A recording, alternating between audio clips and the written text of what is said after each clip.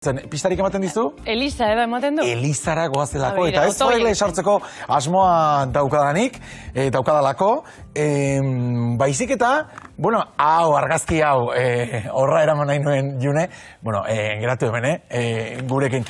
Aizue, askotan fama txar horrekin, alpertzat ere, lotzeko tentazio izaten duelako bakarrematek egia esan, geroz eta paiz gutxiago daudela esatearekin ere, sorpresaz ez zaituztet harrapatuko. Badakiztu askotan, bai, Eliza edo Elizaz arduratzen den beste pertsona batzuk eta arduratzen direla meza emateaz. Hori ez gertatzeko, Borja Prietok igandean egun garrantzitsua izan zuen, apaiztze meza izan zuelako. Borja, egunon?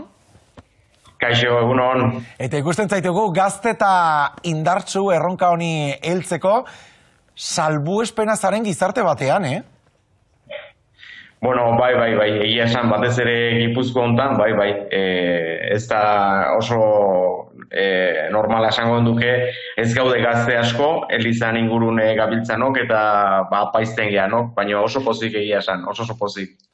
Aspertzeko betarik ere ez duzu izango, 11 udalerrietako Elizetan zabiltzalako dagoeneko?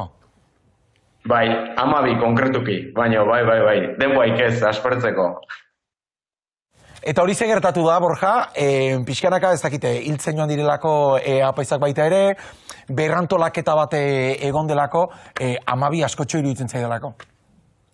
Bai, egia esan oso herri txikitan nabil, pare bat olak enduta nahiko handik diana, legi eta amezketak enduta, baina besteko oso herri txiki die, baina baitare atenditu beharrekok, eta gogoa sopin egia esan.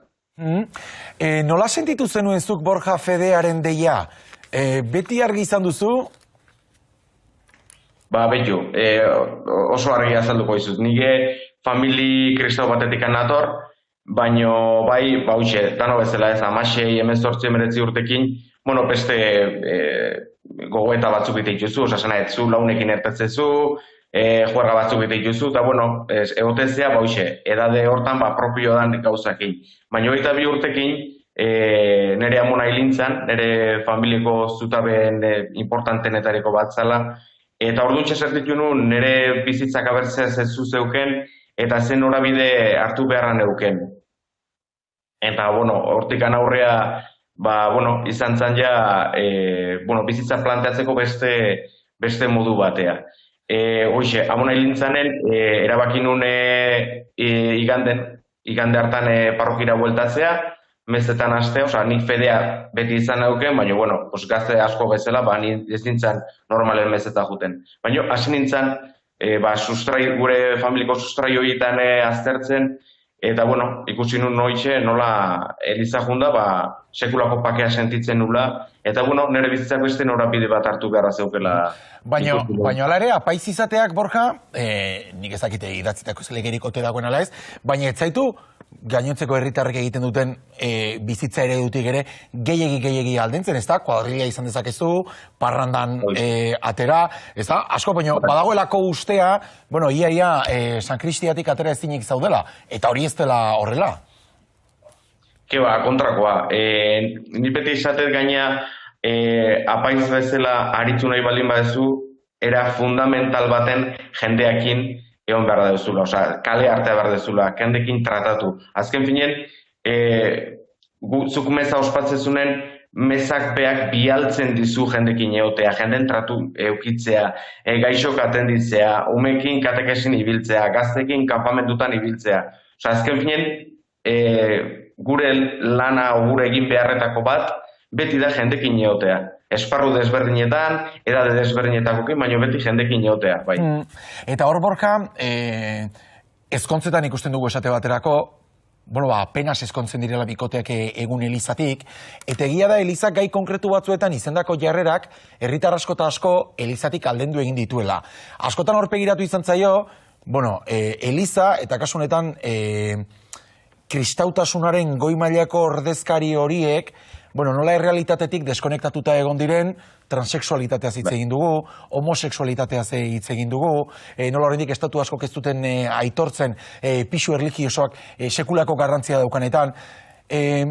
Zuk sentitzen duzu, Eliza eta gizartea ez direla bat joan eta hor badagoela oraindik lan asko egiteko, besteak beste bikote homosexualen aitortza hori?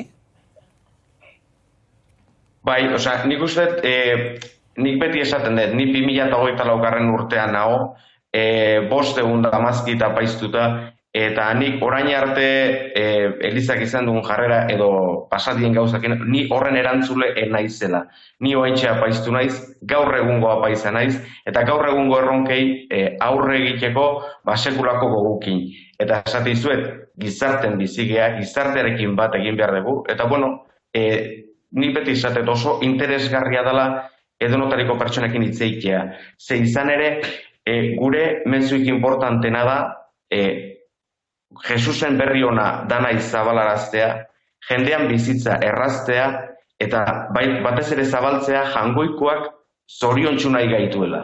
Eta bakoitzantzako bidea prepatu duela. Eta gure asignatura da, bide hori aurkitzea. Borja Prieto, lastima, denbora gehiago ez daukagula, oso interesgarri gelditu zegulako, ondo baderitzozu bestegun baterako egingo hitzordua, luzexeago hitz egiteko. Eskerrik asko. Osondo, eskerrik asko zuei. Gandeko meza horrengatik. 2011etarako, Lut Garraiztitxu Taner, eskerrik asko.